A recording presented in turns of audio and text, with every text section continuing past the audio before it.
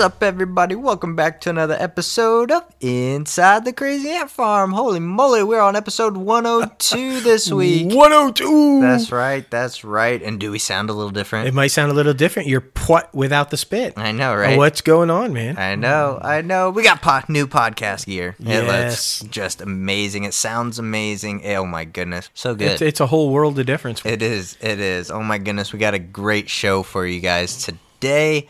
We have the one and only Chad Michael Collins coming on the show. You know him from all those sniper films, and we know we have a lot of gamer listeners out there, and he is the main character in Call of Duty Modern Warfare, the new one that just came out. Yes. Cool guy.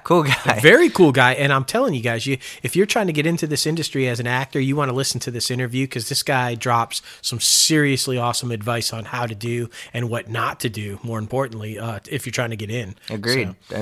Definitely. Well, before we get this thing started, we got to introduce ourselves. My name is J-Lo Fantastic, and we got the one and only Mouth. What's up? That's right. And for industry news, we're going to be talking The Batman. We got a little sneak camera test from Matt Reeves himself. I'm so excited about this one. Yeah. It's interesting, man. Hey, we're going to talk about it. Yeah, and we got Disney, Netflix, whole bunch of stuff. And top 5 segment this week is going to be top 5 Kevin Smith films. Oh my goodness. Yes, we had to. Yeah. It had to be Kevin Smith, right? Exactly. I mean, come on now. We went and saw him out in Charlotte. Oh my goodness. With the Jay and Silent Bob reboot roadshow. This thing was just phenomenal. It was awesome to hear his stories about just bringing everybody back for this reboot. It was just great. Yes, it was. Definitely. And before we get this thing started, we got to plug our website, crazyantmedia.com. And head over to our merchandise website where we put up some new designs. We got some catchphrases on our shirts now, guys. Holy moly and hell yeah by yours truly.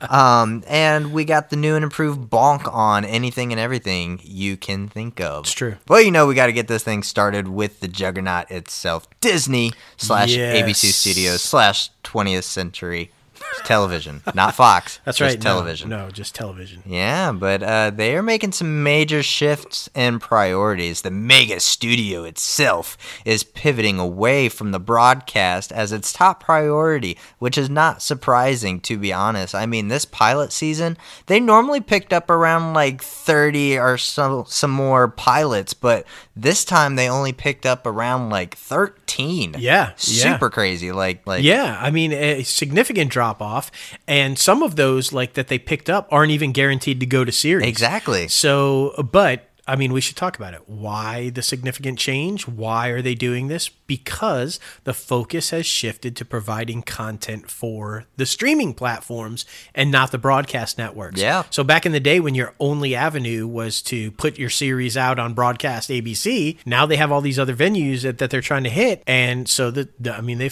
don't need as many anymore. It just makes sense, man. And I mean, I feel like Hulu is definitely going to be the new ABC later down the line. I'm just saying, even maybe their PG-13 content, that's probably going to go to Disney+, but I mean, all their medical dramas, all their law dramas, those are all going to Hulu. And I mean, Hulu is kind of on top of its game right now. They got so much good content on there, and you got High Fidelity on YouTube or Hulu that you've been promoting like crazy. Yeah, dude, I love that series, man. Yeah. You're right. Hulu is killing it right now, dude. Agreed. And that's Disney. For anybody who doesn't know, that is Disney. Yeah, just rocking and rolling, man. Rocking and rolling. But I mean, they're looking for that younger audience because it's all about the 23 to 32 range right now, and I think they're hitting it. I think so too. I mean, they're no doubt they went that direction with High Fidelity. Yeah, and they were trying to recapture that audience that was that age for the Cusack film, but now the new age of that group with Zoe. So they did a brilliant job. But they're on it, man. Yeah.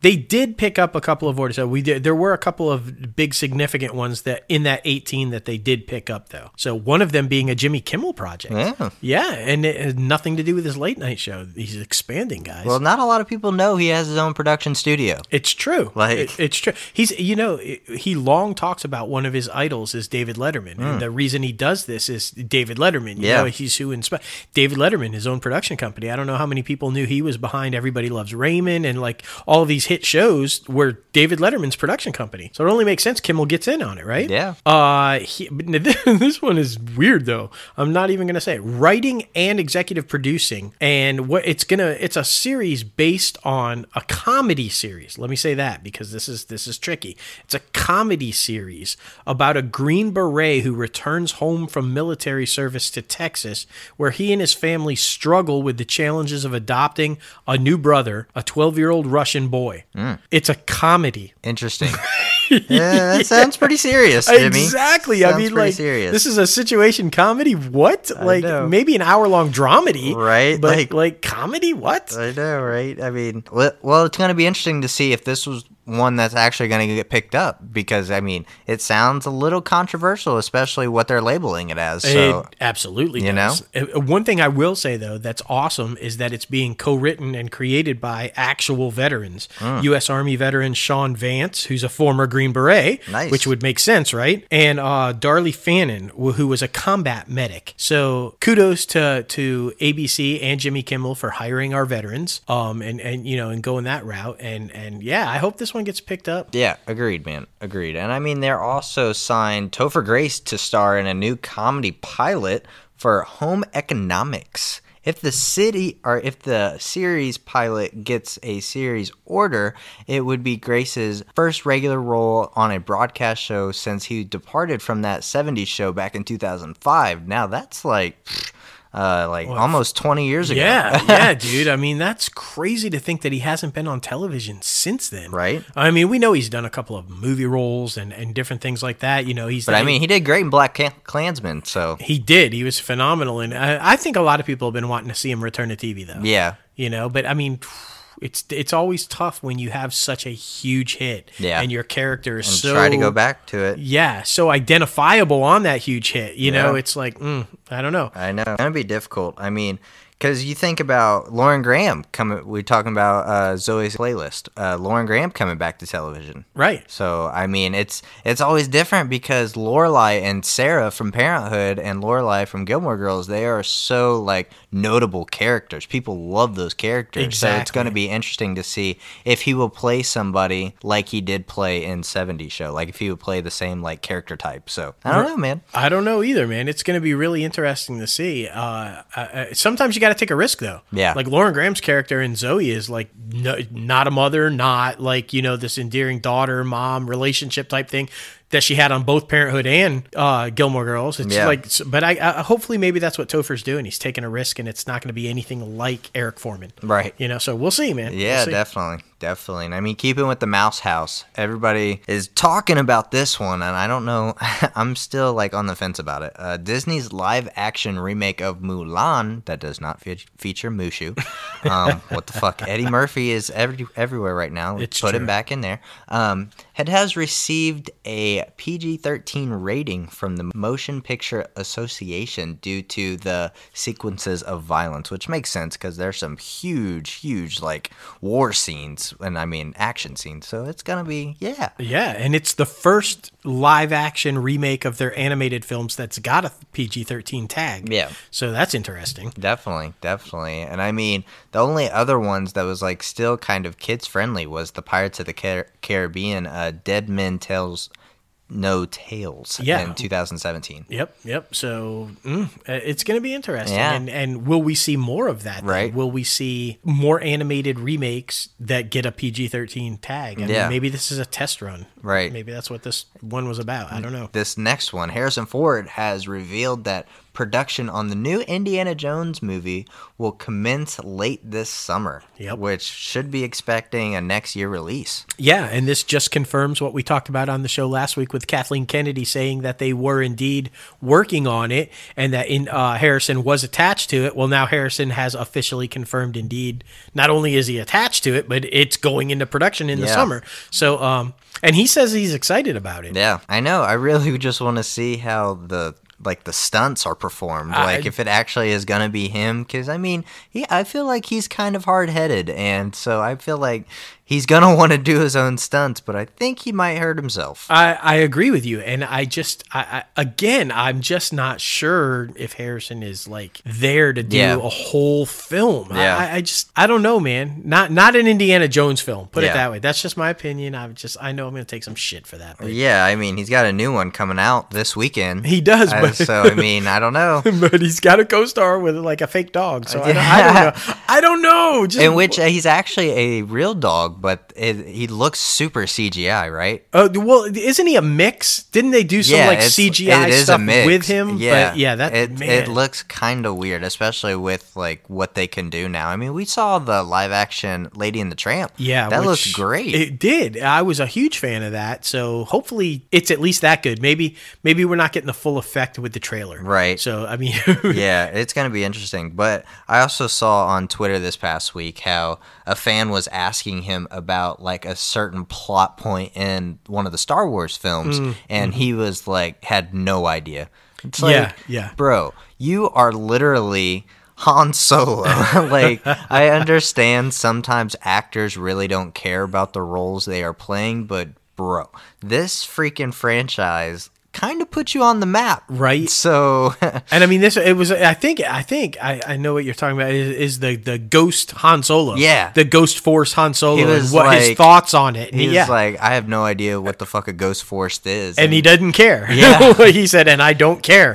Like what? I know. Like, I mean, come on, man. That's what I was talking about, the stubbornness. So it's good. Harrison Ford, I love him. I personally love him. I think he's a great actor. I think he's just like your tough guy, kind of like just you want to root for him, action star kind of. I just don't know though. Yeah. So we'll see. Yeah. Oh my gosh. Yeah, this next one, right? If you're a Walking Dead fan, Denai Guerra signed a 2-year overall deal with the Mouse House, ABC Studios. And you have become familiar with this line. You know it. You love it. Under the pact, she will create, develop, write, and produce new projects for all the Disney-owned studios' multiple platforms. That's interesting because that means not just Disney Plus, but also ABC, all the TV networks, and the film side of it. Exactly. So that's all platforms. Exactly. And I mean, I dropped off The Walking Dead probably past season 8, 9-ish, right around there. But I guess she is about to be former co-star of The Walking Dead. She is about to just completely drop off as well. So. And then yet somehow still make appearance in Andrew Lincoln's upcoming Walking Dead movies. Right. So I have no idea what is going on with this show. I know. Like when Maggie left, that was it for me. I'm just like, what is going on? Negan is a good guy. Maggie's gone. Like what the fuck is going on with this show? It's super confusing. But what I'm excited about this story is she's also a playwright. Yes. So it would be really cool because I keep going back to this. Zoe's playlist.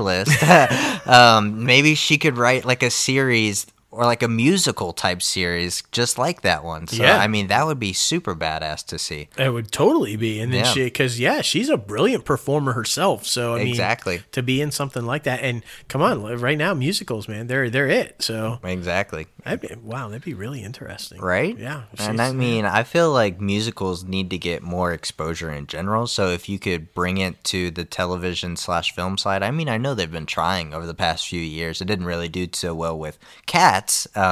Which, in my opinion, I'm not surprised. No. But, like, I feel like the Elton John movie, Rocket Man, like, it was more like a musical take on the man's life. So, and that one did really well. Yeah, more so than the Queen biopic. It was more musical than it was film. Yeah. So, because he would literally, like in Zoe's, just burst out into song. Exactly. So, I mean, it's going to be crazy, man. It's going to be crazy. But no good. What were you going to say? No, I was going to be like crazy like this weather right now, but it's all good. It's all good. Like, oh, my goodness. But switching over to WarnerMedia. Oh, my goodness. I know a lot of people have been seeing this stuff that Ben Affleck was talking about, how basically if he continued on being the Batman and creating his version of the Batman film and directing it and all that good stuff, he might have drunk himself to death. Yeah, he's finally come out and kind of addressed this situation. And it makes sense that he would talk about it now because, you know, you're seeing all this new stuff with the new Batman movie. And if you guys don't remember, and shame on you if you don't, you should be listening to our show, Ben Affleck was originally the guy that was going to be in the solo Batman movie, and he had written the script and was set to direct, and kind of just dropped out. And now he's kind of addressing it finally as to why he dropped out. Like Logan said, it had to do with the drinking. It was a New York Times interview, and he said that he really hit kind of rock bottom with the alcoholism during 2015, 2016, and that was when Batman vs Superman was out and he was promoting it, and they were shooting Justice League. And I guess it was just a really shitty time on set for Justice League. He was having a hard time with the promotion of Batman vs Superman, and he was going through the stuff with his wife, and he was just like, you know, it got him hardcore drinking. Right. And he showed the script for his Batman film to a friend of his, and he said, "This is really great, but I'm terrified that if you follow through with this, if you go ahead and you do this film, you're going to drink yourself to death." Yeah. And that's it. That's what it took. Mm-hmm. He realized maybe he was in trouble and he couldn't do another tentpole film, and dropped off. Yeah, at least for the time being. I feel like the interpretation that he was doing of the Batman was very dark, was very gritty. I mean, this Batman was killing people. Yeah. So, yeah. I mean, I bet it was a lot of pressure. And I mean, I don't want to say that was a peak. I mean, it was one of the peaks in his career. Because, I mean, superhero films are the biggest thing out right now, obviously. Exactly. So, I mean, it must have been a whole bunch of pressure. And plus, he had a whole bunch of stuff going on at home. So, it's just a lot. But it's good that he was able to take responsibility for what he was doing and step back from this certain situation, especially in a tentpole film like this. And maybe it's just going to be another Zack Snyder Justice League thing where we're never going to see his script or anything like that. Yeah, I don't know. That'd be interesting, right? If we see a return of his script. Yeah. That would be really cool. Yeah, I mean, especially for another person, if, like, I mean, some tweaks here and there, like, if he was able to give it to Matt Reeves again, like, just completely sign over the rights to it and he have story by or whatever. Maybe a sequel. And then, like, something like that. But it's good that he was able to step back from the role because he saw that his life was fucking deteriorating, basically. It is. I do hope, beyond just even the script, though, that we see him in the cowl again, because I liked his Dark Knight version. Yeah. It was dark and gritty, but it was based on Frank Miller's Dark Knight. Yeah. It was that version, and I just liked the old, peppered, kind of, I've been doing this forever, kind of a grizzled Batman. And I thought Affleck pulled it off great. Yeah. I mean, we like we said earlier, we went to Kevin Smith, Jay and Silent Bob reboot, and he had nothing but beautiful words to say about Ben Affleck and just bringing him back on for that film. So it's good to see that he's getting back on his feet and trying to do the right thing, at least by himself, his career, and his family. Absolutely. And his new film The Way Back looks absolutely phenomenal, man. Yeah, he talks about, like, rehab, basically. Like, this film was basically helping him get through all this shit. It's like, well, really, it looks like it should, because alcoholic basketball coach, construction worker, like, it's like basically you, but not famous you. Exactly. It's Goodwill Hunting you, and, like, I'm just saying. Goodwill Hunting you. That's fantastic. We should say that likely the reason that Ben did this interview and has come out with all of this information is because if you missed it, and again, I don't know how you would miss it, but the first official look at Robert Pattinson's Batman hit the internet. Yes. This week. It did. Oh my gosh. Yeah. And again, if you don't know, Matt Reeves took over for Ben Affleck and then rewrote the script and has moved forward with his version of Batman. And wow. One of the things that I saw that everybody was talking about is because, and I get it, because you don't normally associate red with Batman, right? But like it had the whole screen test with the costume and everything had this red lighting and red, tint to it and everything. And I saw the constant comparisons to Daredevil and the Daredevil opening for the Netflix series for Daredevil. And I get that, but Matt Reeves has made it perfectly clear that that was not the inspiration, had nothing to do with that, that this red tone represents blood. And yeah, it has to do more with what the creation of Batman is birthed from, as opposed to anything else Daredevil related or anything like that. So you think we're probably going to get a backstory, like more telling of his backstory and like coming up, kind of like Batman Begins, I guess? Yes and no, because it's not going to be an origin story. Matt Reeves said it is definitely not an origin story. In fact, it's year 2. The movie takes place his second year as Batman. Yeah. So that's where it picks up. But then I do agree with you, though, that I think we are going to get a lot more backstory, because if you checked out the costume, and holy shit, I like the costume personally, and we're going to talk about our buddy Kevin again. It looks like maybe the bat symbol on the suit is mechanical in nature, referencing or hinting to that it might be components of the gun that Joe Chill killed his family with. Yeah. If that is the case, then clearly we're going to get some more backstory about what happened and why he's Batman and how we know that Carmen and the crime boss is going to be in there. Yeah. So we are dealing with the people who did kill his family. So even though it's year 2, so I would agree. I think we are going to get more backstory. And the reason I brought up Kevin is because if it is the case that is the gun on the costume and that type gear on his uniform, that's a Kevin Smith storyline from a comic book that he wrote, that he actually was the first one to introduce that concept, that he was using pieces from the gun on his costume. So that'd be epic. Yeah, it's definitely going to be interesting. And I mean, listening to other podcasters, somebody noted that we didn't see the ears yet. And I mean, we were talking about it off air that they might be tiny, but what if there's no bat ears at all? That's right. Super weird. Like, it would be. And I mean, I like the look of, like you said, year 2 and the stitching, like still putting it all together, homemade kind of, not like getting it professionally done, like hidden in the shadows type shit. And I also like the comparisons to the Arkham Asylum video games as well, because I'm a huge fan of those. So, I mean, yeah, it's just really going to be interesting. And I mean, he's got the chiseled jawline, and that's really what you need for Batman. I know, a lot of people were wondering what was he going to look like in the cowl, but I mean, shit, he looked fucking good. Yeah. And I do think there are going to be ears. I just think maybe the screen test didn't show them, because you're right. I think the costume very much resembles the Arkham Asylum costume.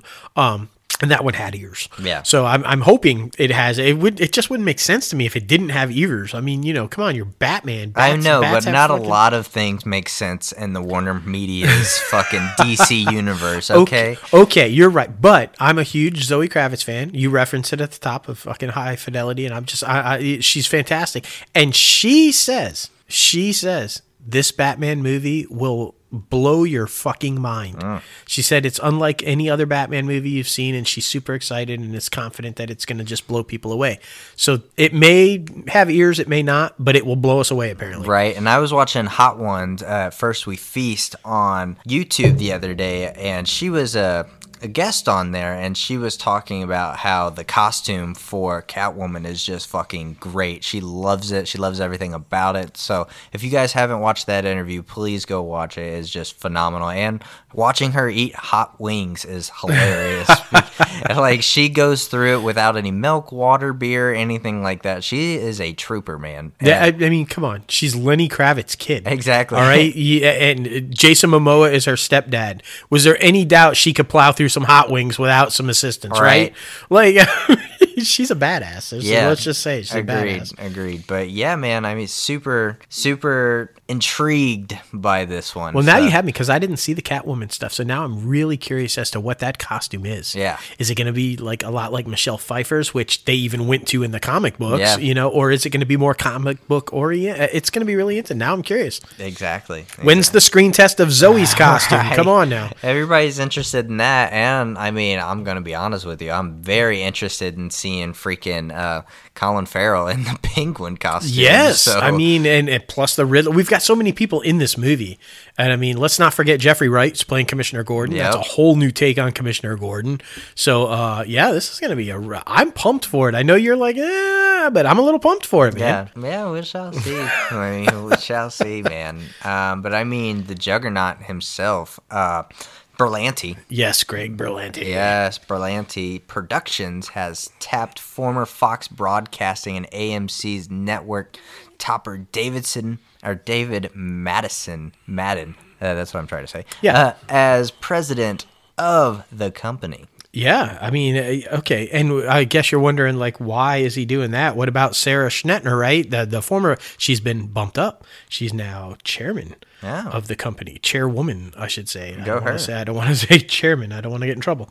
Yeah, so this is the mind-boggling thing, though, and it makes sense to why she'd be bumped up to chairman, and then they have somebody taking, this TV reins. This guy, Greg Berlanti, we talk about him all the time, but guys, 22. He currently has 22 scripted series airing. 22. That is insane. It is insane. And he's got pilots and scripts in the works. Yeah. Like this he's literally got a show, in some cases multiple shows, but at least a show on every single network and streaming platform. Super crazy, man. This dude's killing it. Just imagine the amount of work he does on a day-to-day basis. I can't even. I mean, because we're talking strictly television right there, but he's also doing films. Exactly. Which, I mean, he needs help. No wonder he's hiring these people. Agreed. I mean, he's got to have just such a great team in his corner to trust to put forth all of this effort. It's super crazy. Well, and I mean, if you want to know how busy this guy is, 2/3 of all the shows on the CW, 2/3 are Berlanti shows. Yeah. There you go. Now, granted, it's because almost all of the shows on the CW are the Arrowverse, but I mean, 2/3 of their entire programming slate is Greg Berlanti. Yeah. That guy's killing it. Yeah, man, he really is. Kudos to him. I would definitely love to get him on the podcast. Oh, without doubt. And so, yeah, and we should say that Sarah had been there for quite a while. I mean, she joined way back in 2014 and helped him actually double his output onto all these networks and everything. Oh, wow. Yeah, Madden is going to start Monday, apparently, this coming Monday, and he's going to be focused solely on the television side, so I guess that Berlanti can spend more time on the film side. Yeah. But, yeah, and he's going to be reporting to both Greg and Sarah. So. Yeah. There you go. Yeah, I mean, speaking of just new looks on things, ViacomCBS is looking to accelerate the momentum of their streaming service by launching a House of Brands product that will expand CBS All Access, because everybody knows about CBS All Access. We talk about it almost every week. Scaled assets in film and television will be added to CBS All Access and would expand its entertainment offering through on-demand and live experiences in both the U.S. and internationally, because we all know that international is a huge market as well. I mean, all the streamers are trying to jump on that shit, so I'm not surprised. It's true. And I mean, come on, guys. This is a weakly veiled attempt at copying Disney Plus. Yeah. House of Brands.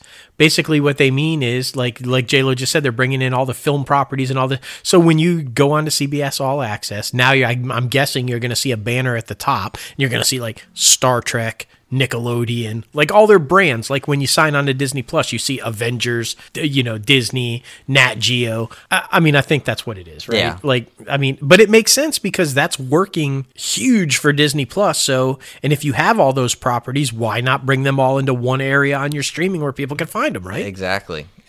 And I mean, they're doing huge in the numbers right now. CBS All Access and Showtime are on track to garner a combined worth of 60 million subscribers, or 16, not 60, subscribers by the year's end. The subscription streaming service offerings ended in 2019 with 11 million subscribers in total and a 50% gain over 2018. Yeah, so I mean, that's a significant jump over the past couple of years, which, I mean, that's good. I like CBS All Access. I liked Star Trek, the new Star Trek Discovery on there. I'm a fan of Picard. Have you checked that one out? I have. They offered the pilot episode for free for people. Yeah.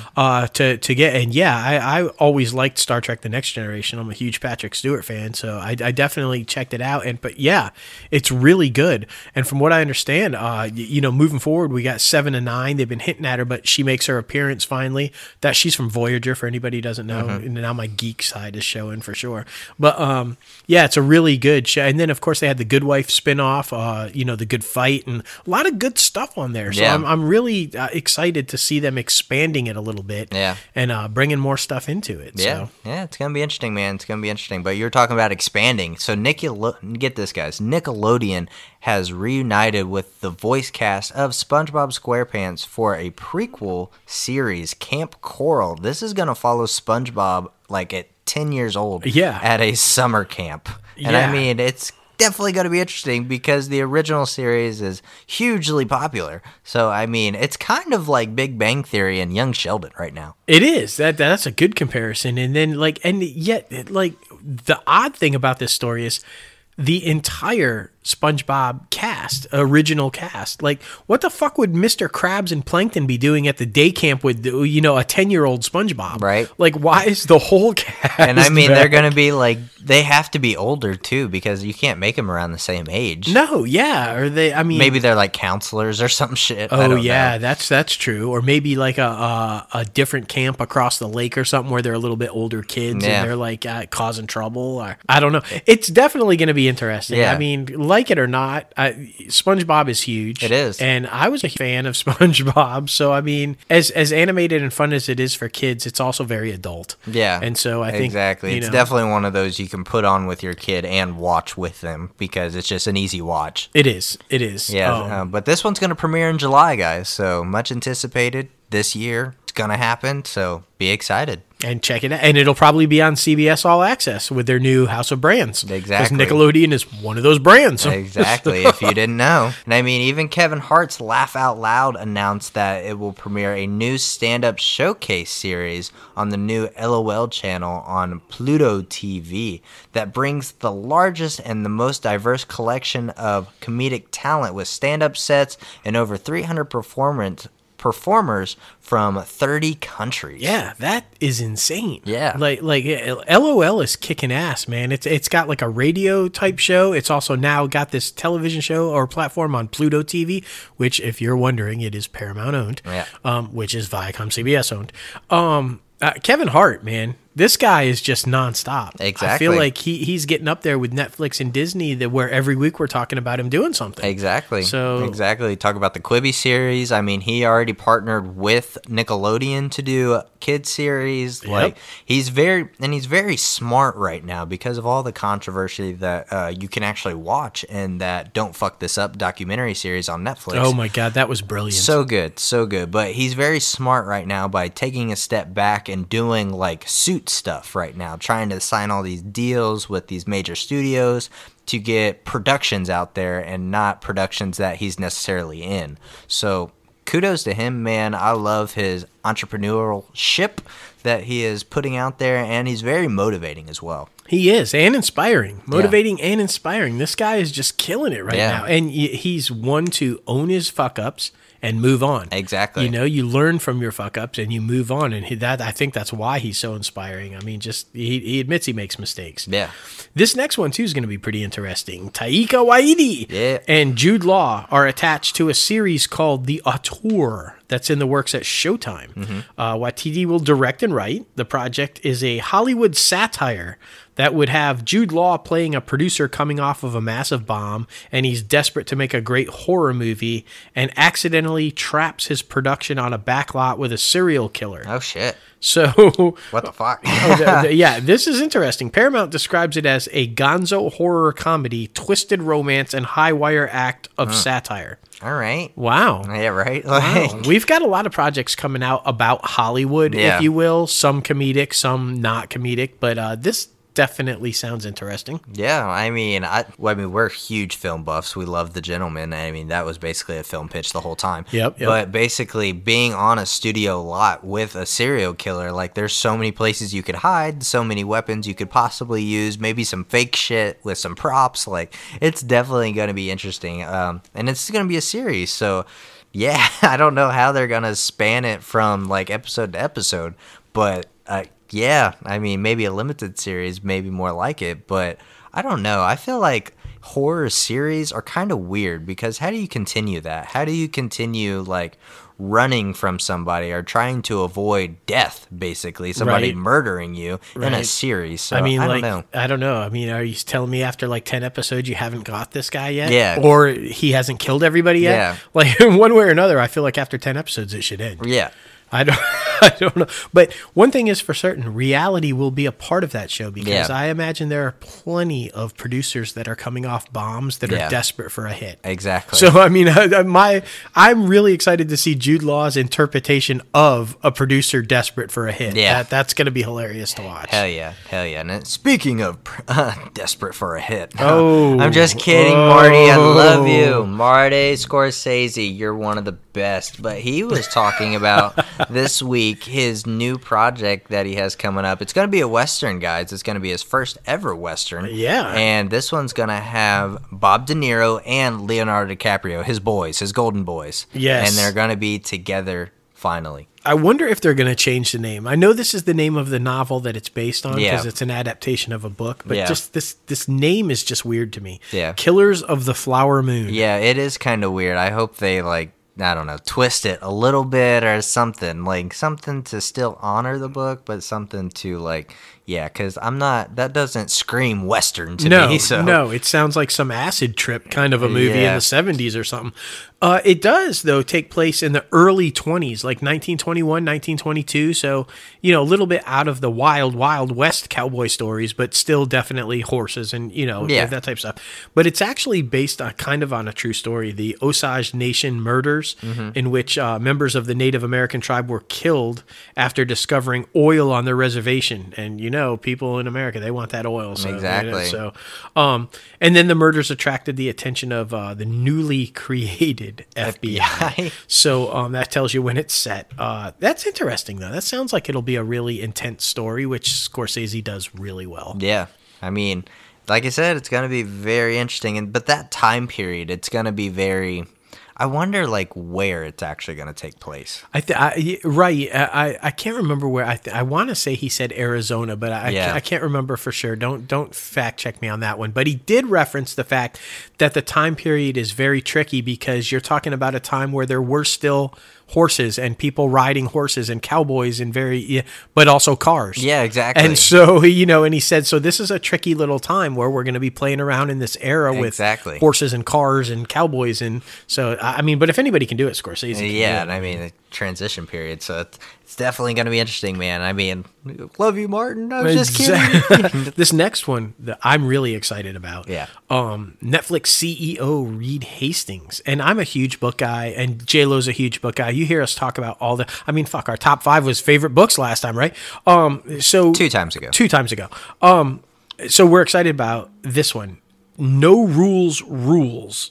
Okay, Netflix and the Culture of Reinvention. This is going to be a book by Reed Hastings where he's basically for the first time, and we should say it was co-written with Aaron Meyer. It's going to reveal for the first time the unorthodox culture behind Netflix. Yeah. And it's going to it actually has hundreds of interviews with current and former Netflix employees and never before told stories from Hastings himself, basically about how he turned this, DVD, direct mail DVD business into the empire of Netflix. And I'm excited because if you guys have heard, there is this very cool kind of a culture at Netflix where there is no paid vacation time. You just, whenever you want vacation, you can take it, and it's paid. There is no, you can only get so many days or this or that, and that's just one of the crazy rules that they have to keep this atmosphere that keeps Netflix, where everybody wants to work. Right, loosey-goosey. There's this manifest of rules that they have there that's just insane. Yeah. So to get a glimpse at it and find out how that whole thing works is going to be really interesting. Yeah, seriously.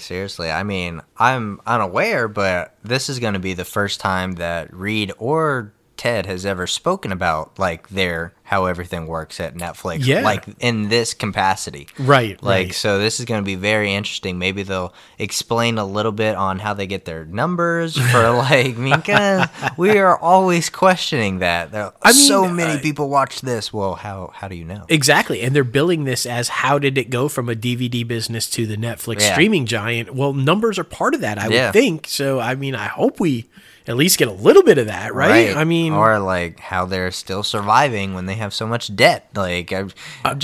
so intrigued by how they're still moving forward with all these huge films that they're buying from festivals and all these places. So it's true. It's true. And never before told stories. So maybe that will be like, maybe we find out how they're doing it. Exactly. I mean, or maybe he's just going to keep secret, and who knows what these untold stories about. Right. Exactly. You know, what he had for lunch the other day. I don't know. I mean, it's a great tagline, but what are the untold stories about? We don't know. Exactly.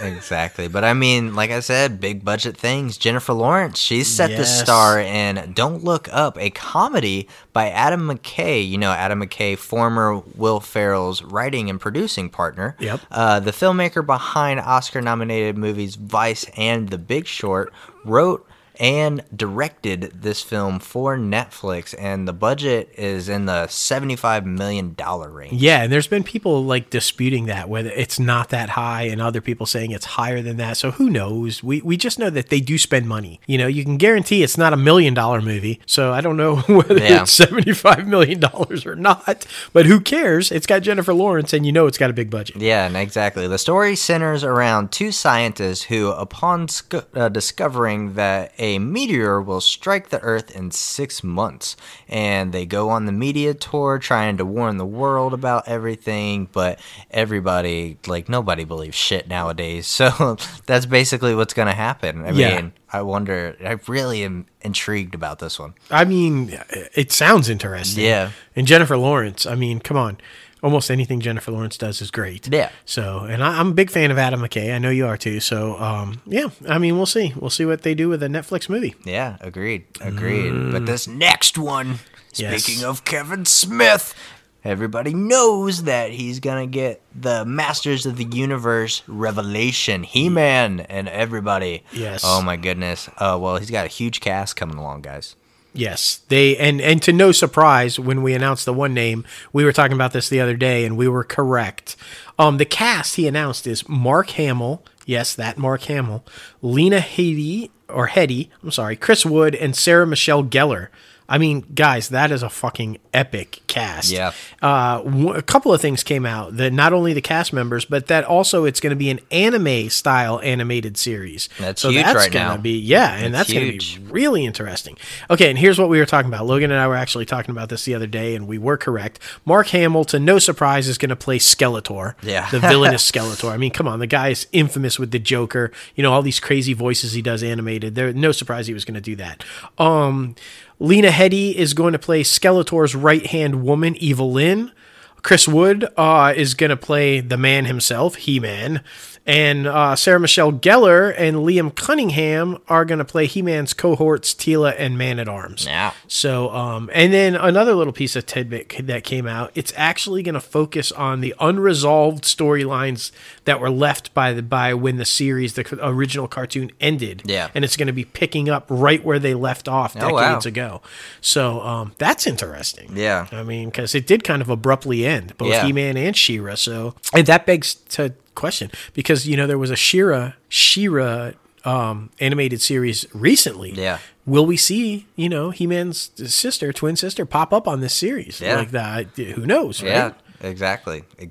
So this next one's pretty interesting. Going over to Apple, Mahershala Ali is set to star in Swan Song, a drama for Apple TV by Benjamin Cleary, who also won an Oscar for his short film Sutter.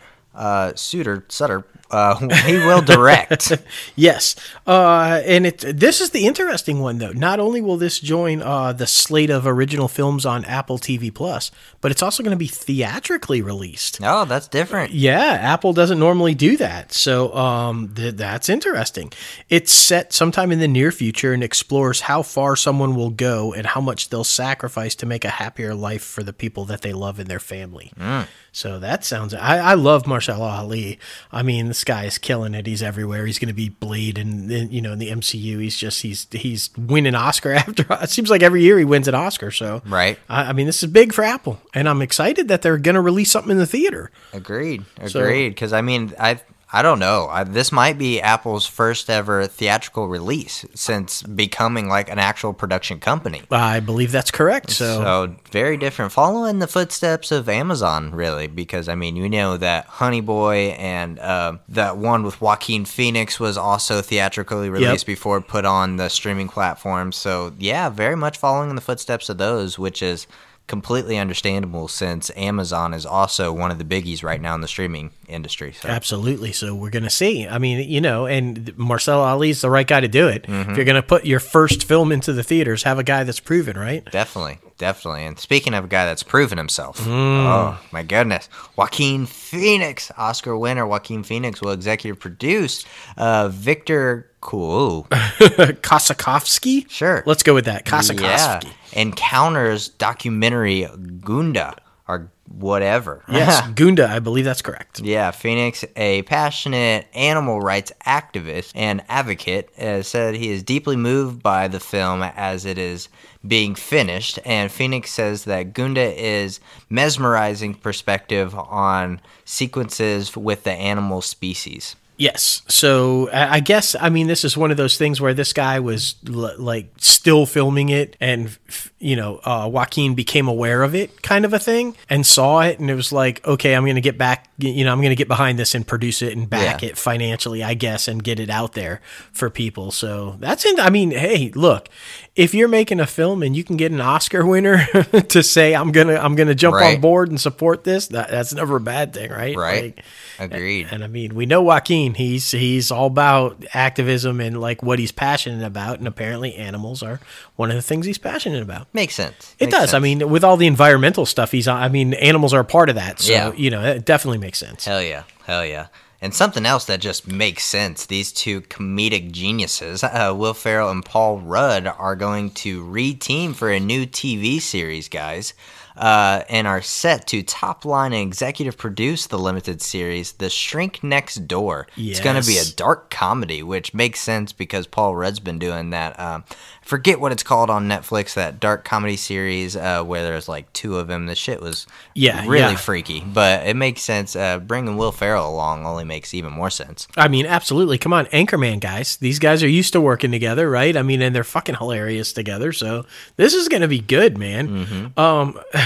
The premise definitely sounds... I can already see Will Ferrell and Paul Rudd in this. The Shrink Next Door follows the bizarre relationship between a psychiatrist to stars. Psychiatrist to the stars. Yeah. This is going to be interesting. Dr. Isaac Ike Hirschkopf, who's going to be Paul Rudd, and his longtime patient, Marty Markowitz. Okay, it's Will Ferrell. So the series will be shopped around. It hasn't been picked up yet, but they're going to shop it around to streamers and cable outlets. Yeah. So this screams any of the streamers, I think, would be interested in. I'm going to just go ahead and predict that there'll be a bidding war for this one. Yeah. I think this is Marty Markowitz. Like, what the fuck? Right.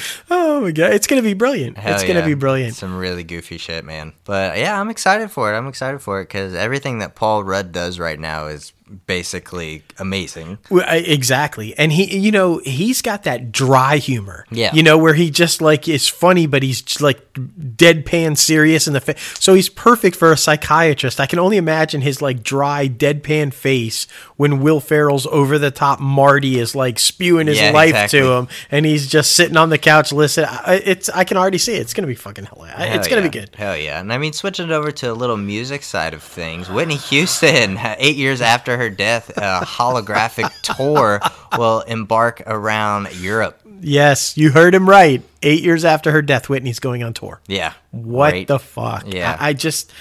I'm not okay with this. We've talked about this in the past, and while I've seen one, I saw the whole Carrie Underwood one with Brad Paisley or whatever. Carrie Underwood, not dead, by the way. But it was weird. Yeah. It was crazy real. Yeah. It looked like she was there. It was okay, all right. But Whitney's dead. Like, why is this happening?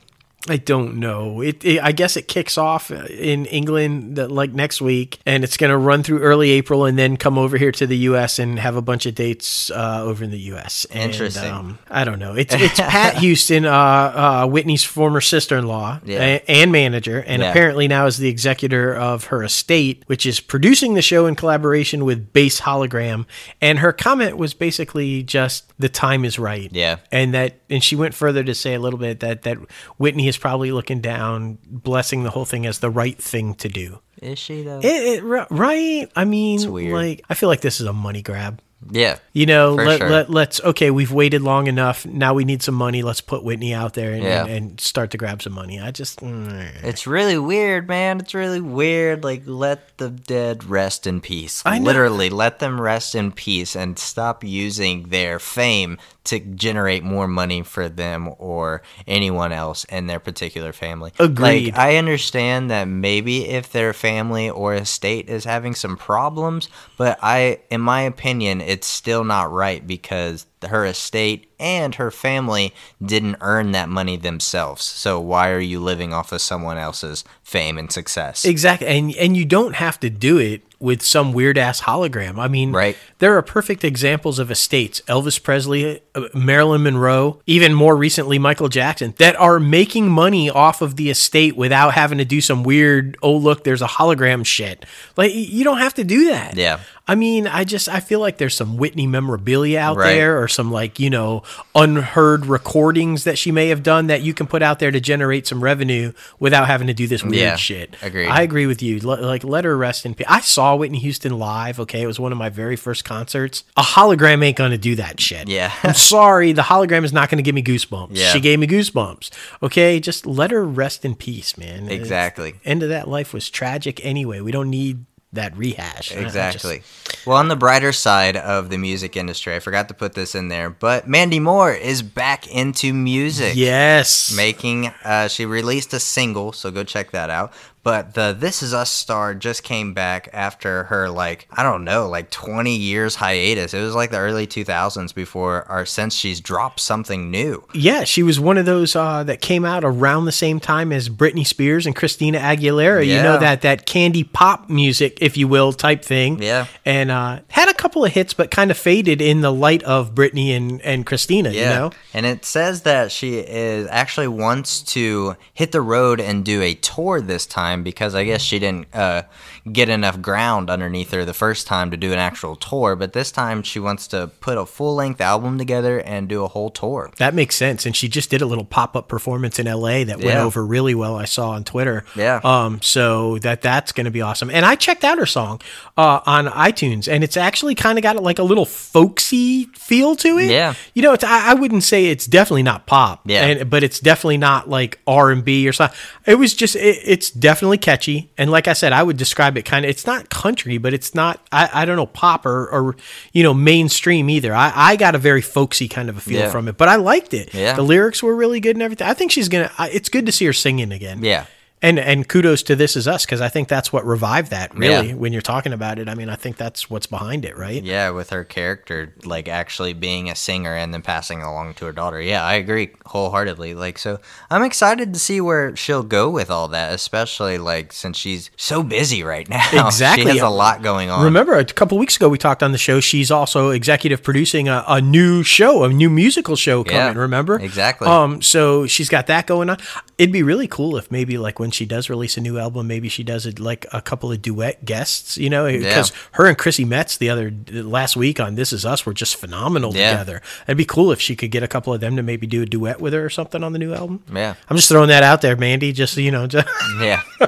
So funny. Just letting you know. And then both of y'all come on the show to talk about it. It'd be great. Exactly. Well, now it is time for our guest segment. Oh, man, we got the one and only Chad Michael Collins coming on the show. Oh, my goodness. He has been in all these sniper films. He is also the main person in Call of Duty Modern Warfare. So excited for everyone to hear this interview. He leaves a lot of piece of advice for the up-and-comers, like we teased at the beginning of the show. Oh my gosh, yeah, it's epic. And it's so funny that he stars in a film series that has been around long enough to where I remember the original with Tom Berenger, and you're familiar with the new ones coming out with Chad. Yeah, that's how successful these films have been, and this guy's now leading the charge. Yeah, so it's awesome, man. Hell yeah. Oh, here he is. Chad Michael Collins, welcome inside the Crazy Ant Farm, man. How you doing?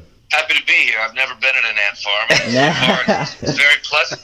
Right? I hope you're ready to get a little crazy. That's right. It's a crazy ant farm, so you got to be on your toes. I heard it was crazy, but let's find out. Well, what we like to do at the beginning of every interview is kind of introduce you to our listeners, talk about how you got started in the entertainment industry. Was it something you always wanted to do? Like, did you accidentally fall into it? Because we see you got a little journalism background, so how'd you get started? Yeah, I've had kind of a wacky route into acting.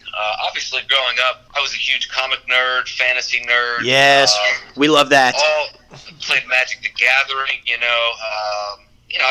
I grew up in a small town, so I was always playing sports too. But, you know, I grew up on X-Files. I grew up on Hercules and Xena and Star Trek The Next Generation. And, you know, always a big fan of television and film. So the entertainment industry always interested me. So I was a journalism major, and I interned doing public relations out in LA through my school, Ithaca College, upstate New York. Yes, really familiar.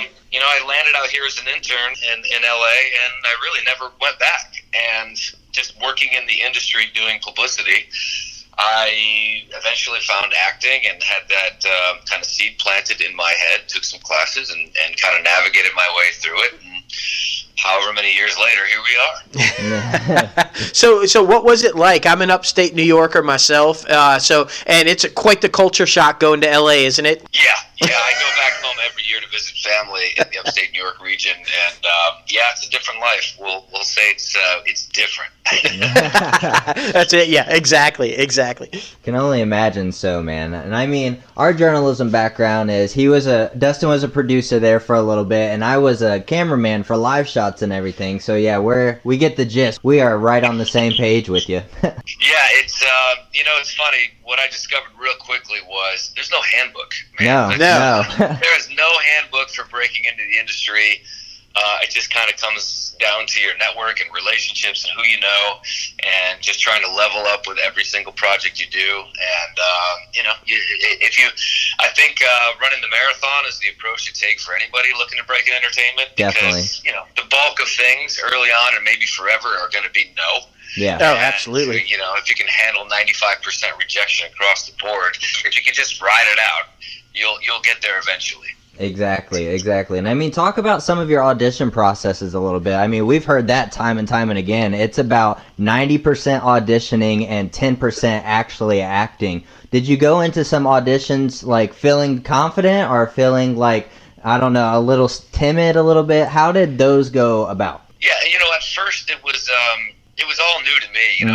Luckily I started acting coming from basically a white collar job, glorified assistant position with a publicist. So I had a day to day, and I had health insurance, and I was eking out a living. So for me, acting just felt really fun and like bonus at first. So, and I was very wishy washy. I would not do anything for 6 months, a year, and then I would kind of get interested and curious again and come back around. So take more classes, that sort of thing. So I really gave myself permission to kind of have fun with it, ease into it. Nice. And I know that's very different from someone who went to school and did theater and staked their entire life's claim on coming to LA to make it big. That's a different journey than someone who's already in the industry and doing okay, and then transitioning to acting than someone who had a finite amount of funds, moved to LA and staked all their hopes and dreams on it. Right. I just came from a place of fun, which I still maintain to this day. I never had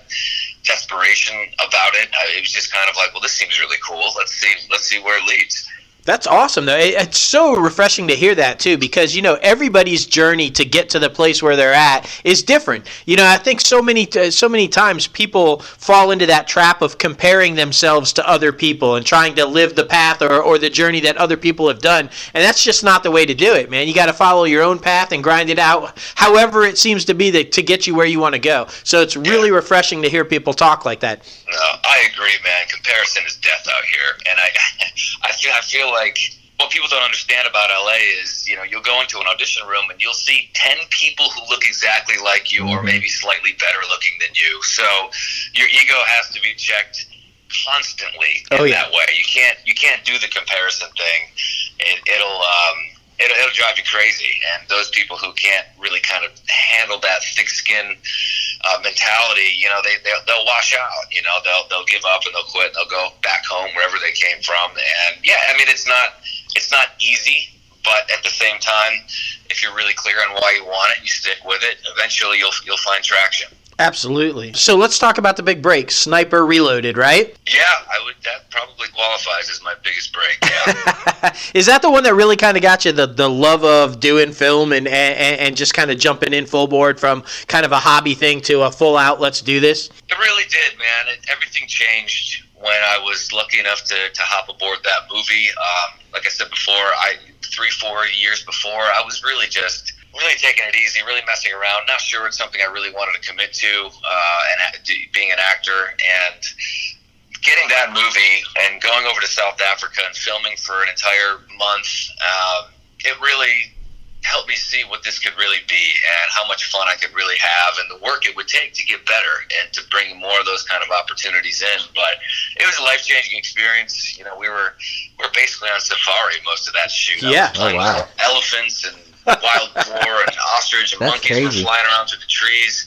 It was just so majestic and such an unbelievable experience that I knew when I came back from LA after that movie that this was the thing for me, and I didn't want to have any regrets about it, and I was 110% in after that film. Awesome. And it's obviously led to several sequels. All have been pretty successful for Sony. So, I mean, and you're like the guy, man. Yeah, I mean, we're doing something right. We've cranked out 7, and we might have an 8th on the way. So it's been very good to me and a lot of fun playing this character. And we'll hopefully keep it going up until we're trying to keep pace with the Fast and Furious right now. Yeah, right? Like trying to keep up to that bar. That's so funny and so true. Obvious. Exactly. I mean, I feel like everybody's trying to chase Fast and Furious, right? It's so insane. That's hilarious. Intense. That's hilarious. But I mean, you're also into the little comedic side of things. We saw you were on Two Broke Girls and a few other like TV comedies. What's that like? What's the difference between a dramatic role and a comedic role? Yeah, it's a totally different animal, and I enjoy them both, quite honestly. But doing a live studio audience sitcom is night and day from doing a sniper movie, as you can imagine. Sure. The TV world is very fast-paced. And it moves very quickly. They've got 22 episodes on a network they got to crank out, so the process is very fast. Yep. You could audition and be hired that night, start work the next day. Wow. I've had crazy situations like that, but the comedy's fun.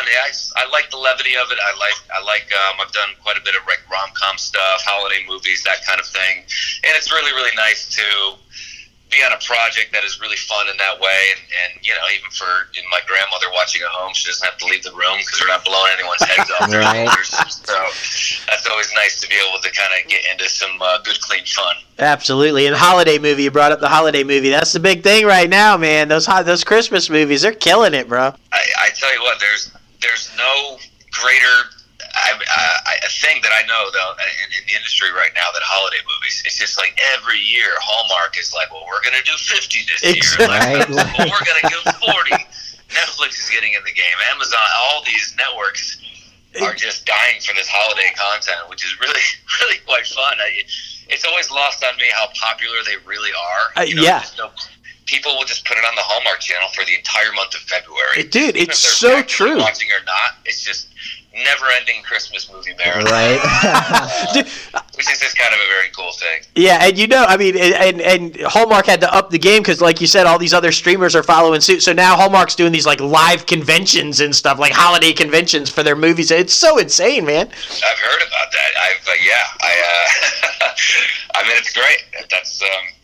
That's what the fans want. It's smart to recognize that and give it to them. Exactly, and smart for you to be involved in holiday movies. So I love it. The last couple of years, I'm doing about one a year now, which is really, really fun. And I'm just always shocked and amazed at the traction they get every time I hop onto one. Absolutely. People get very excited. They go viral with like sharing it and everything, which is really nice to see. Definitely. Well, and we should mention, I mean, it's not just the movie side of it, or like J-Lo said, he brought up the comedies and stuff, but man, you've had some huge stuff, dude. Once Upon a Time, NCIS New Orleans, Castle, Bones, like all these huge shows, man. Talk about going viral, right, with the fandom. Yeah, I've been very fortunate to do a lot of, network TV guest spots and stuff like that, and I've done a lot of shows in that arena for CBS, so I always like to make the joke that, I'm that actor that hops on those shows that your parents watch. Blue Bloods, that sort of thing, which is great. They're super fun to work on, and I always really enjoy them. But, I've been able to dink and dunk in a lot of different kind of shows on TV. I've been very fortunate in that way. Absolutely. And, hope to do many more. Yeah, so are you saying CBS skews old, bro? Well, I think the proof's in the pudding. There you go. There you go. Hopefully the whole new ViacomCBS will go in a little bit different direction, right? You never know. Well, I guess that's what all the streaming platforms are for. Exactly. That's where the edgy content is, right? But in the meantime... That's right. Chad's going to show up. Chad's going to show up on All Access, right? You're going to show up on All Access. It's going to be great. Exactly. People, and I get it too. Everybody, calls in the flyover states, but these people like to tune in to NCIS. They like to know that there's a bad guy and there's some drama, and they like to know that there's good guys, and in the end, the bad guys get caught. Like, it's just one and done. Kind of zone out, enjoy it for what it is, and those shows are still insanely popular if you look at the ratings of shows like that, and they're not going anywhere. No, dude, there's a reason they're on for 10 plus years, most of them, right? Absolutely, yeah. And I mean, speaking of fandom, I consider myself a gamer, and we see that you are in the new Call of Duty Modern Warfare as one of the main characters, Alex. What was that like doing, like, the whole... Did you do any motion capture for that? I mean, since you have the training, I mean, shit. I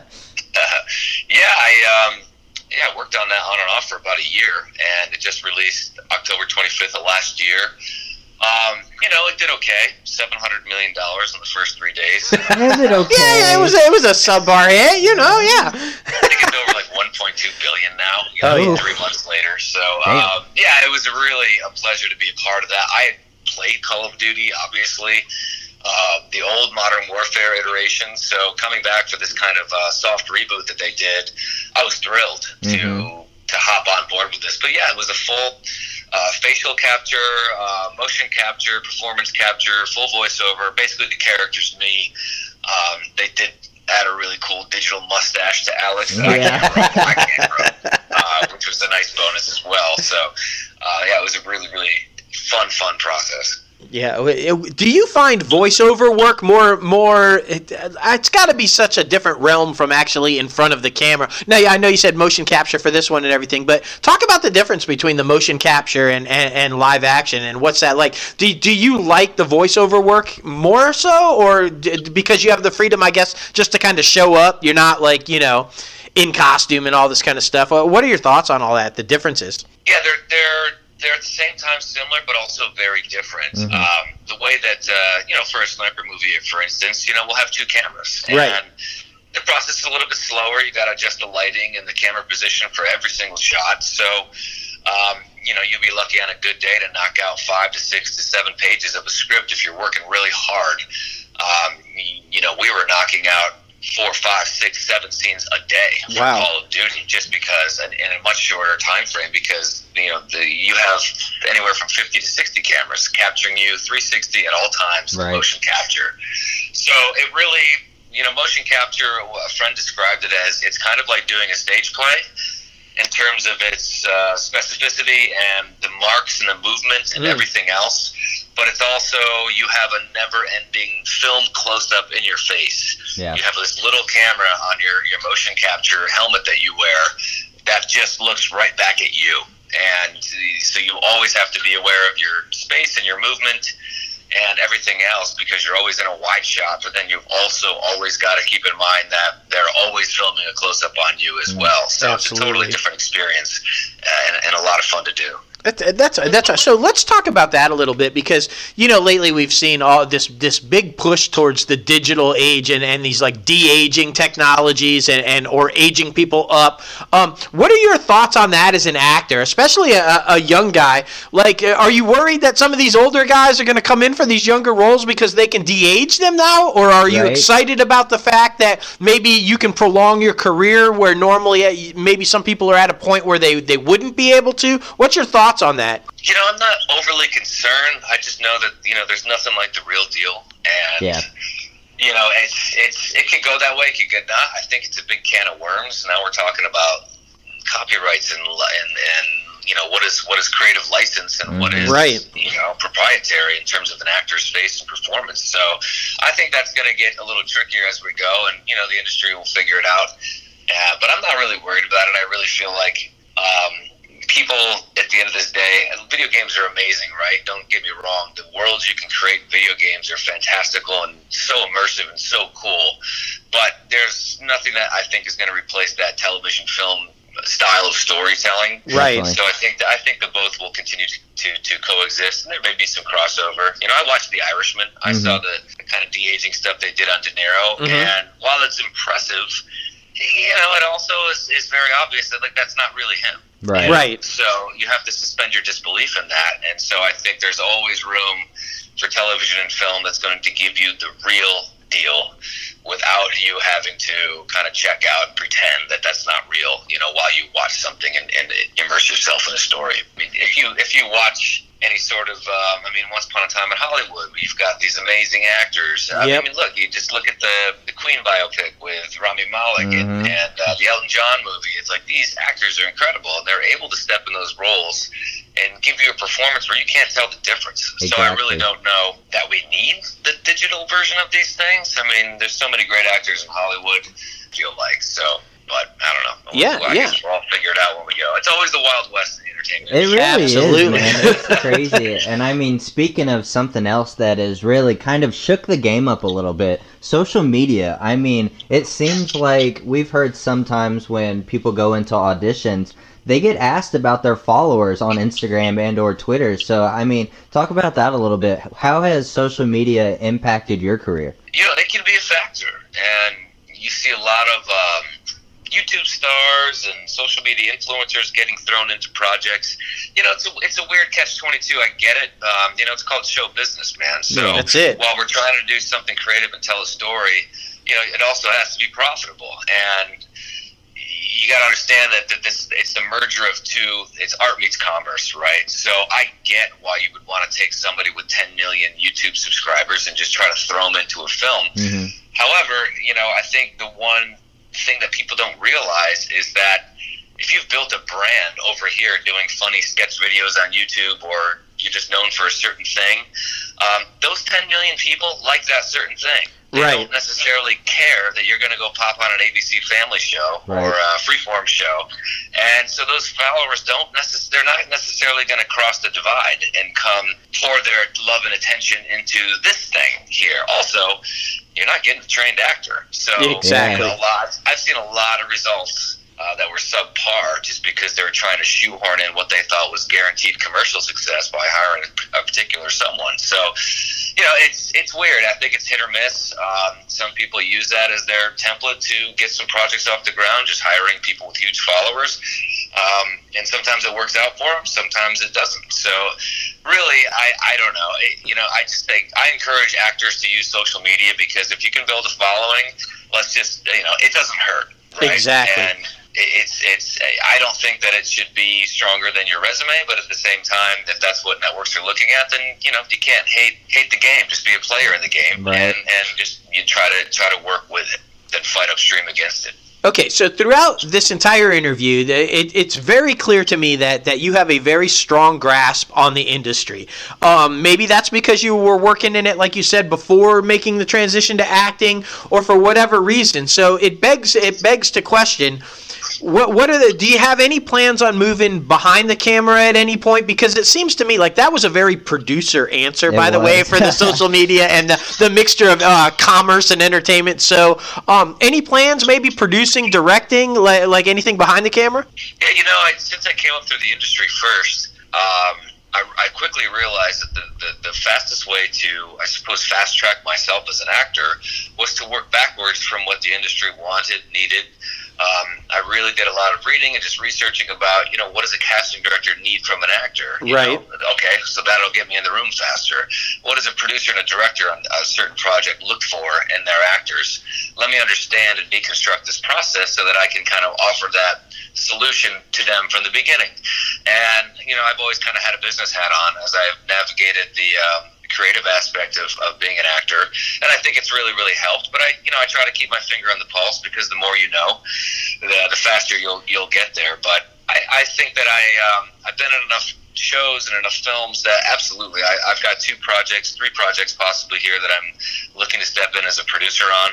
Absolutely. So we're getting those off the ground now. We're getting some really great traction. So no plans to direct yet. I have a lot to learn in terms of the technical aspects of directing, cameras, lighting, that sort of thing. But I think the more that I produce, the more that I will be curious and interested in learning how to shoot things.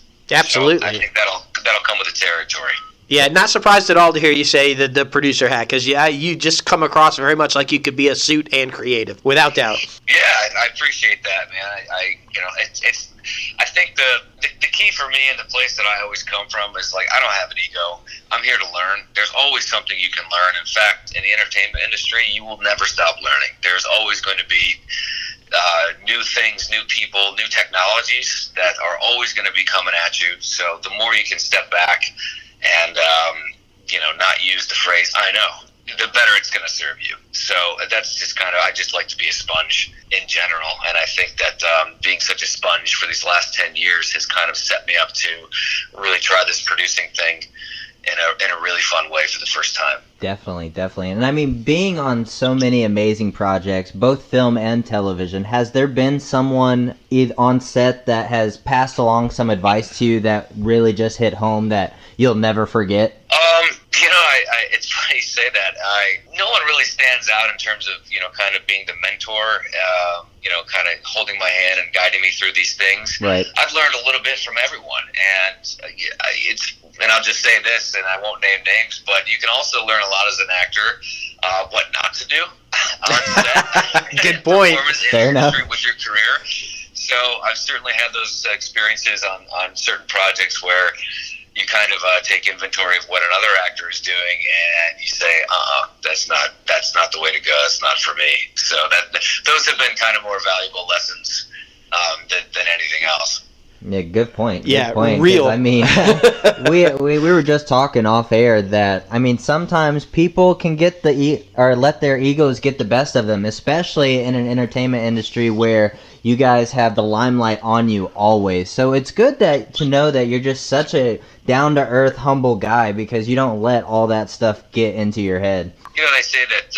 I appreciate this. Very kind of you guys to say, but they say when you drink or you get famous, it's only going to magnify what's already inside of you times 10. Yes. Yep. So, when people find that success, some people are just wonderful, and they're ambassadors for their projects, and they're very kind and use their kind of celebrityhood or their voice to support great causes and empower other people, and then other people go off the rails. And that's just, but it all starts and ends with who they are, right? It all starts with and ends with where they're coming from, who they are as people, what their challenges are, and then it just gets thrown under a humongous magnifying glass.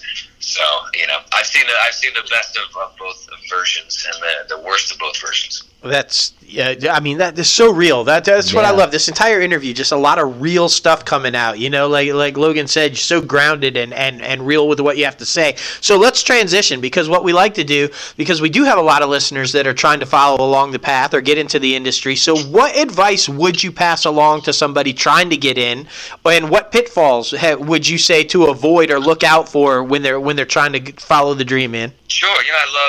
Listen, man, it was all trial and error for me, and no one had kind of done it the way that I was approaching it. So for sure, I burned a lot of days, months, years, thousands of dollars investing in my career. And I love helping actors save that time and that energy if I can. So I would say, whether an actor is already in LA or maybe they're somewhere in the Southeast, and that's a huge market right now. Absolutely. Atlanta, Louisiana, Florida. The Carolinas, they all have shows and projects rolling through there. All these states are popping up with new film incentives and tax breaks to try and attract productions to their states. So my number one advice is, I know everyone has stars in their eyes about LA, but this entertainment industry is a completely global industry right now. I mean, there are hotbeds of production in Vancouver. I filmed in Hawaii. Right. Every single state, has incentives going right now. In New York, the Southeast. So just be a star where you are. Learn, build, network. Try to stick some credits on those resumes and get some footage for that reel wherever you are right now. Because LA is crazy. It's like bizarro economics here. There are now not enough projects, but there are still way too many actors. So there's, supply and demand looks a lot better in Atlanta, where there's tons of projects, but the actor pool is still much smaller compared to LA. You'll have an easier go of it as a beginner in a place like that. So that's kind of my number one thing in terms of people who think they're really ready to start a TV and film career.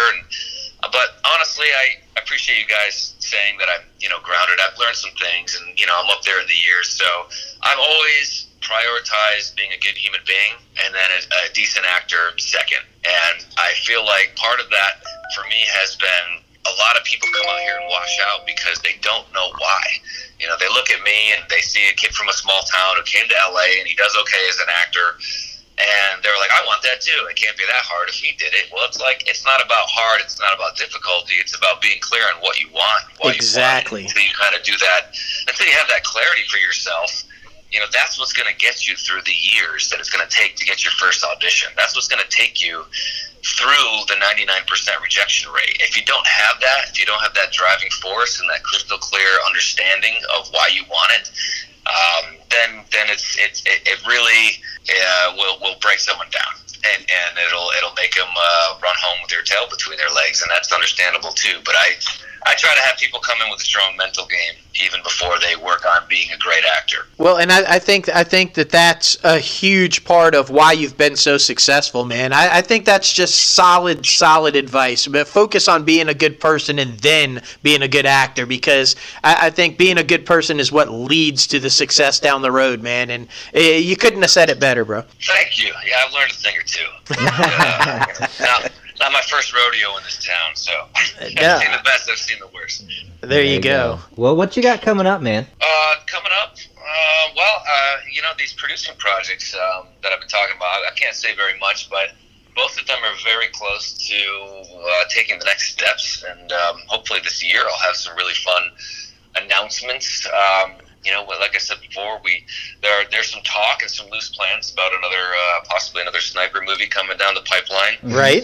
As well. So hopefully that all goes forward. But yeah, I mean, quite honestly, I am 2020. It's a new year. I'm looking for the next really fun thing to hop onto. It was really fun to kind of ride out the release of Call of Duty Modern Warfare, and had a Christmas movie drop, and I got to do Creep Show and MacGyver last year. So.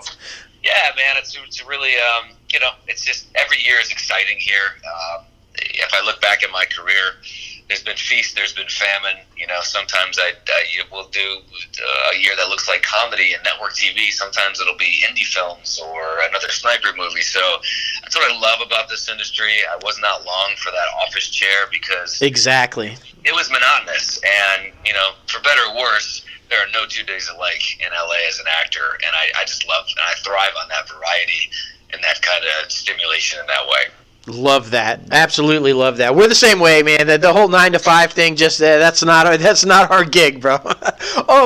So listen, it's been an absolute pleasure, man. I think the advice that you passed along and the wisdom that you've shared with us on this interview is going to go a long way for our listeners. I think they're going to absolutely love it. And open invite. You sound like you got some stuff coming up, so that's a definite open invite to come back and promote that stuff when it hits. We'd love to have you back on, dude. A pleasure, man.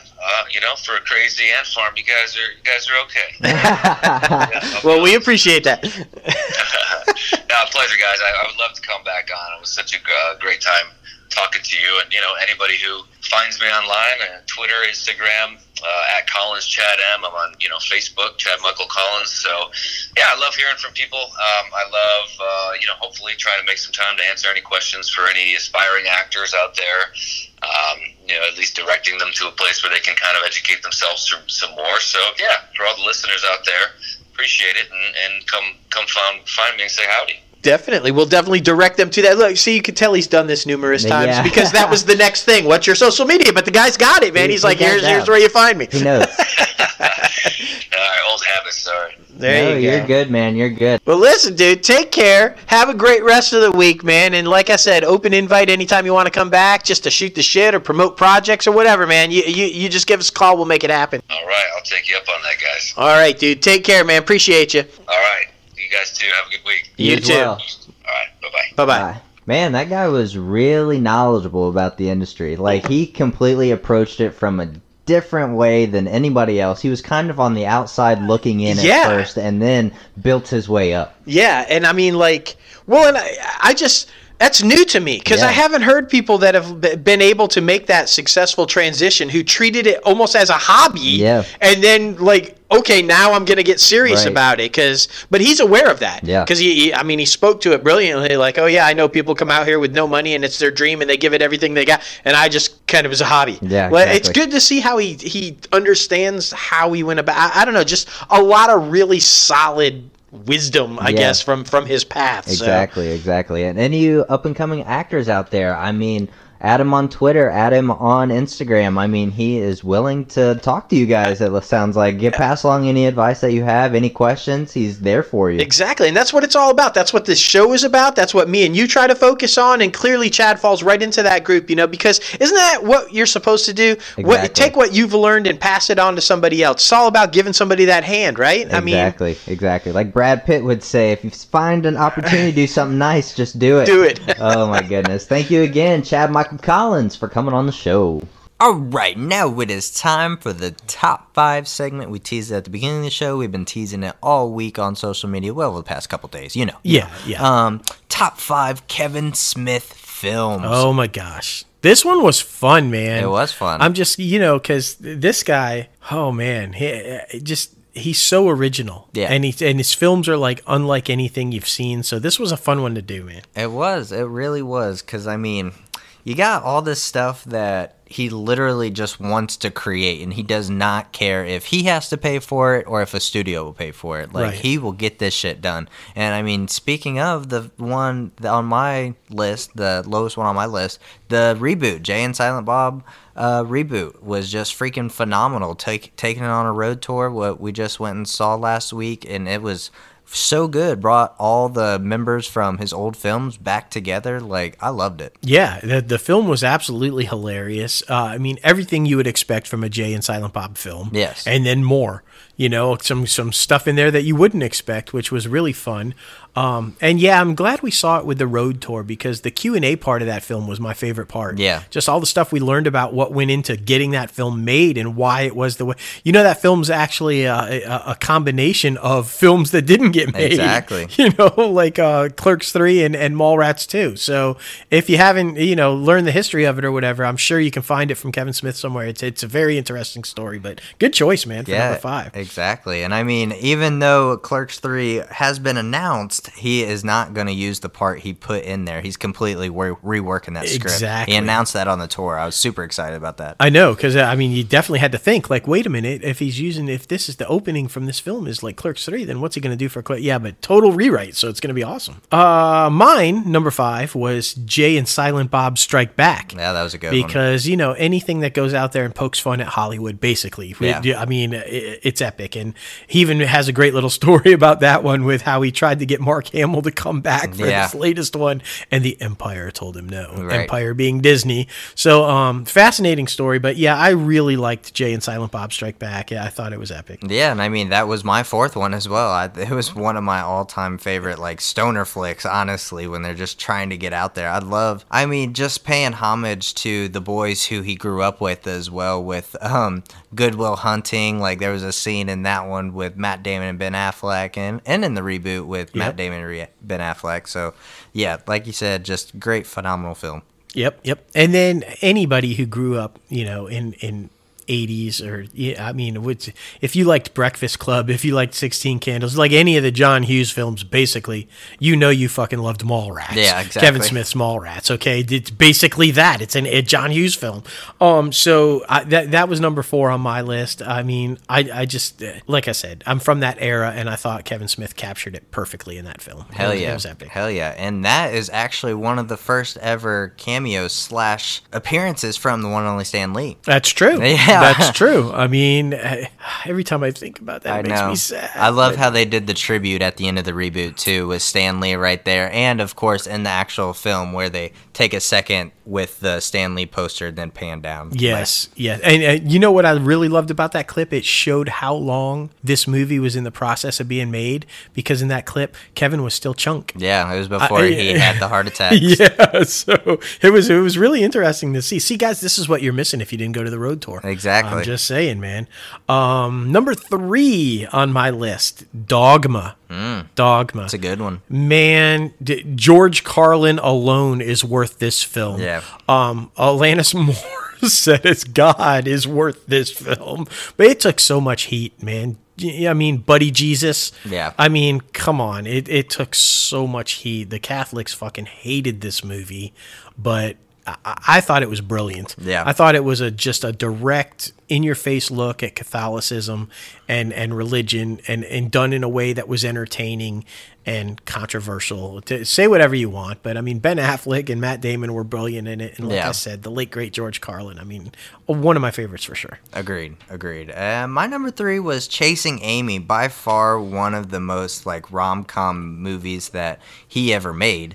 And just the interaction between Joey and Ben were just freaking phenomenal. And especially that last line of dialogue from Silent Bob when he's chasing Amy. Like, it's all about just everybody has their past, everybody has their shit, everybody's trying to get better from their shit. So just accept it and move on. You can be a little weirded out by something, but I mean, there's nothing they can do about it now. You just got to move on. So that is definitely just that line of dialogue, that little scene of like, ooh, just so good. It gives me chills just thinking about it. But yeah, Chasing Amy is my number 3. I agree with you, and it is on my list too. Yeah. We shall get there in a moment. Let's see. My number 2 is Clerks, the original. Yep. You know, come on, man. Everything about this movie is awesome. Yeah. I can't think of a possible bad thing to say about this. This movie was made off credit cards, y'all. He couldn't get anybody behind it, so he financed this whole fucking thing off credit cards and friends and family, and it turned into this huge hit that Miramax wanted to buy and scoop up, and the rest is history, man. Just write what you know. It's basically like Logan was talking about earlier, just Kevin Smith, homage to his childhood friends, his Jersey friends, and, you know, in this convenience store that they used to hang out at, and all the stuff that kind of went on, and just epic. I can't think of any other word to describe it. It's absolutely epic, and that's the way you get shit done as an indie filmmaker. Exactly. Just do it yourself. Just do it. Hell yeah. My number 2 is Zack and Miri Make a Porno. That was so freaking hilarious because, I mean, you got Seth Rogen, you got so many other people, and this movie is actually him spending that time with Seth Rogen is what made him into being a productive stoner. So just look at that, guys. You can be a productive stoner. So yeah, I love that movie. Oh yeah, I mean, I think it's Mira Sorvino that's in it with Seth Rogen. Yeah, and it's like, oh yeah, I mean, it's fucking hilarious. Hell man. Yeah. Kevin is brilliant at poking fun at other things. Exactly. And so when Kevin Smith pokes fun at porno, it's gonna be good, right? So it had to be. Number one is on my list, Chasing Amy. Yes. I agree with you wholeheartedly that it was probably his most mainstream film, if you will. For sure. But as a comic geek, and the whole setting of it is comic books, I was beyond excited to see it. And then the storyline, like you said, was just, it dealt with everything from homosexuality to not finding your place in the world to trying to outlive your mistakes. Like Logan said, it's a brilliant story. And in fact, you brought up the dialogue in the last scene and everything, but the dialogue was so good and the story and the script were so good and the acting was so phenomenal that Joey Lauren Adams actually was nominated for a Golden Globe. Exactly. That's how mainstream this movie was. An actress from it was nominated for a Golden Globe. When's the last time you heard that with Kevin Smith? Right. I have a fond place for this one. Always one of my favorites, man. My number one film was Clerks, because this is literally the epitome of what I want to do. I want to be that indie filmmaker with that mainstream success. I give all the credit to Sundance and the douchebags over at Miramax for taking a chance on this thing. But, I mean, it is just so freaking good. Shot on film, black and white. It's so good. And is there any way other than that to do it? Yeah. In my opinion, I'm sorry, but I'm old school. I'm right there with you. On film, black and white. Yeah. To me, that's filmmaking. Yeah. That is filmmaking. And you're right. Oh, we can't stop. There's only probably at this point 3, maybe 2 stops left on the tour. But if you can see it.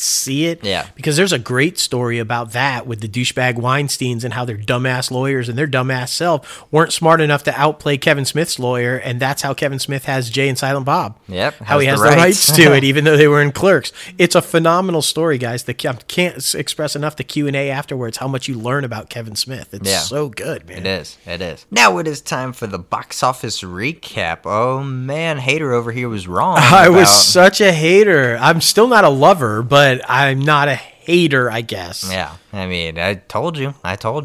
Sonic the Hedgehog came in at number 1 with 58 million. And guess what, guys? I predicted 45 to 50 million. So it outdid my predictions. Almost 60 million. It did freaking phenomenal at the box office. It is a family fun film. That's what critics are saying. I still need to go see it. I want to see it, and I want to see Jim Carrey on the big screen again. Number 2 was Harley Quinn, Birds of Prey with around 17.2 million. I predicted 15 to 20. Number 3 was Fantasy Island. Surprisingly, it did as well as it did. It pulled in 12.3 million, and I predicted the numbers right, but just not the placement. I predicted 10 to 15. Number 4 was The Photograph with 12.2 million. I predicted 15 to 20 million, so I got numbers right, placement wrong, but I got the placement right for the 5th and final one for Bad Boys for Life with 11.5 million, and I predicted 5 to 10 million, and that's one that's just like Jumanji, the one that just keeps on chugging. Yeah, that's what I was just about to say. Bad Boys is hanging, man. Yeah. It keeps going. Yeah, I'm honestly not surprised, though. It was good. I wouldn't expect anything less from these two brilliant actors. Agreed. And I will say, though, I mean, I hope that means the success of Sonic means we do see more of Jim Carrey. Yeah. So hopefully this is a return to the screen that will be long-lived and not just this one movie. Yeah. And I too, like you said, I was surprised with Fantasy Island, but because Blumhouse has missed on the last couple. Yeah. But I'm happy for him, and I'm happy for Lucy Hale and Michael Pena, and good. Hopefully it'll have some legs. Right. New movies that are coming out this week. The Call of the Wind. That's the Han Solo one right there. Yes, the Harrison Ford fake real dog one. Yeah. Right. And The Boy 2, Brahms The Boy 2, which looks like Annabelle. That's that scary one that kind of looks like Annabelle. I didn't know there was the boy one. No, I was not aware of the boy one either. Like, I had no idea, but I mean, we'll see. I mean, people are predicting it to do pretty well, at least in the top 5, even at the bottom end. But Yeah, the first thing I saw with the trailer though, Annabelle, like you said, and then Chucky. Yeah, it's like Chucky meets Annabelle, and then this is Boy 2. Yeah. So I mean, I don't know. Yeah, it's super crazy, super crazy. But movies you can still go see: Harley Quinn, Birds of Prey, 1917, Bad Boys for Life, Just Mercy, Fantasy Island, The Photograph, Sonic the Hedgehog, and Parasite is now in some theaters that just won Best Picture, guys. So be sure to go check that one out. Go see it. But number 1, I think it's still going to be Sonic the Hedgehog with around 30 to 35 million. Number 2, I think it's going to be The Call of the Wind with around 10 to 15. Number 3, I think it's going to be Harley Quinn, Birds of Prey with around 5 to 10. Number 4, I think it's going to be Bad Boys for Life with around 5 to 10. And number 5, I think it's going to be The Boy 2, Brahms the Boy 2 with around 5 to 10. So, yeah. Do you think the name change kept Harley Quinn in the top 5? Maybe. Everybody is still confused by that, because if you go on IMDb, it still says the emancipation blah blah blah blah blah blah of Harley Quinn, and I'm just like, what? But I mean, for actual box office numbers, maybe that's why it kept in top 5. But it's fairly entertaining. It's getting good reviews, so it is. So I was just curious because I know it saw an uptick the day after they changed the name, and then I was curious as to what it was going to do over the weekend. And since it stayed in the top 5, it'll be curious because you're keeping it at number 3 for next week. Yeah. So I'll be curious to see if that holds or not. Right. But now it is time for the IMDb Pro Top Trending segment. Oh man, this app is so freaking phenomenal.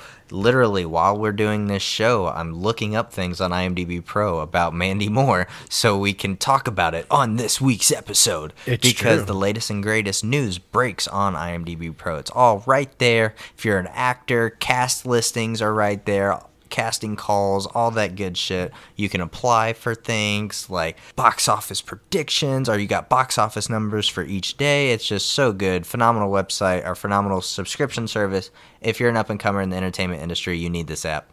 The top trending movie, by no surprise, is Parasite. Still need to go see it. I mean, our forever guest on the 100th episode, she's still thinking about it.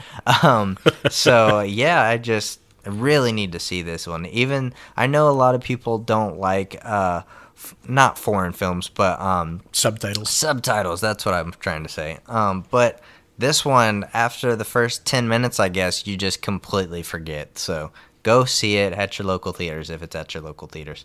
The top 10 trending TV show is Lock and Key. This is another Netflix one, guys. It is. So I'm surprised, honestly. I mean, they're continuing to be very well talked about over social media, over all the trades about their TV shows. Have you seen this one yet? I haven't. I haven't either. I saw the cover art for it, and it's kind of weird. It's like the back of someone's neck with a key and a lock. I don't know. Oh, yeah. Shit. So it looks kind of... Is Al Gore behind this? Right. The lock box. Like, what the fuck? I'm going to put it in the lock box. Yeah. Nobody that listens to us is old enough to remember that. It's okay. It's all right. But yeah, it was renewed for a season 2. So, I mean, I guess it's doing pretty well and it's pretty popular. So I was just wondering. I guess we're going to have to check that one out. Definitely.